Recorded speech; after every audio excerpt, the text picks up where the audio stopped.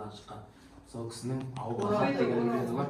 Иә. Шымкент Орал жақ па? Сол кісінің өлеңін оқып берейін. Ауылды сағынып жүрміз, шыны керек бір барып қайтып көріп, келсе иншалла жолығысып жатса барамыз. Сол кісінің кезінде шығарған өлеңі болған еді. Ауылды сағындың, жоқ, қаланы шайқадың да қопардың да, бірақ бақыт таппадың, байқадың ба? Бақыт деген қалаға барған жоқ қой, бақытты болғың келсе қайт ауылға. Бақытты біреу едің жалпы адамның, артығын табамын деп арқаландың, сен қалаға кеткенде бақыт деген қасында қалған еді қарт анаңның.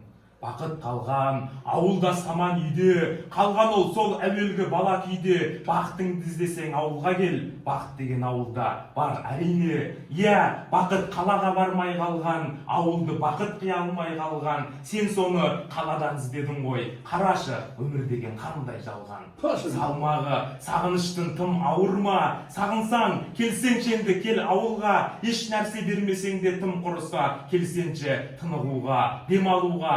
Тастада сауығыңды, жұмысыңды, келіп бір қуантсаңшы ауылыңды. Көлігіңді көрсету үшін келме, көру үшін келелді бауырыңды.